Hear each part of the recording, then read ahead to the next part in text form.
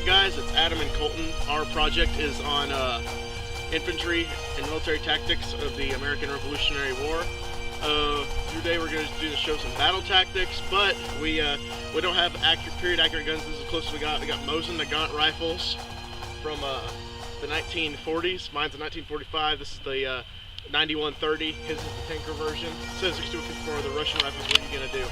But we're going to show what volley firing is, and we're also going to show how the snipers actually fired, how the men with the Kentucky long rifles climbed in trees and fired. So let's do it.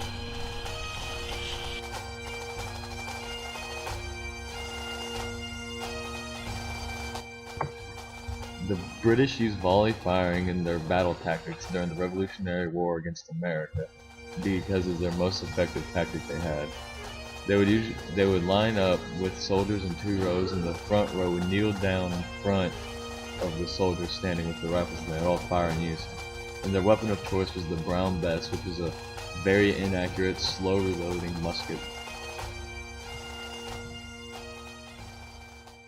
Okay, so the way they would actually do this was the person in the front row would actually bend down on one knee, and the person behind would stand up, place their gun over their shoulder, and fire, and they'd fire at the same exact time.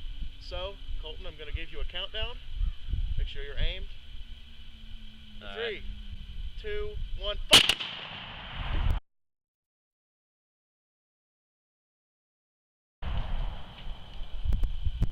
And that's how they would do it. That's simple.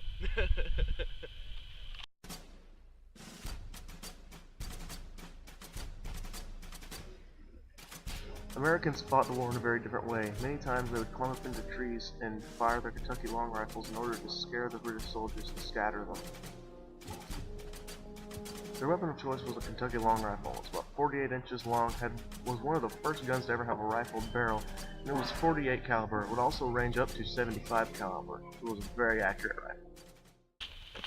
Well, America had started fighting the Revolutionary War and quickly learned that we're going to be able to defeat the British with using their conventional linear warfare and volley firing. They were going to have to scatter and hide behind trees and use guerrilla warfare. So the best marksmen on the American army would go up into trees with Kentucky long rifles and try to pick off the commanding officers to cause confusion within the British company. I will demonstrate that now.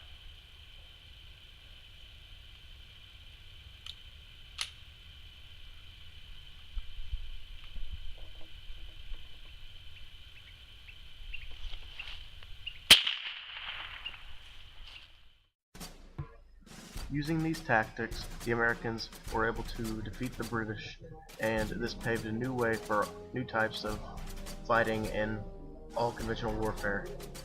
It left firing weapons and volleys, such as like we did earlier, completely obsolete, and paved the way for completely new tactics and maneuvers by militaries around the world.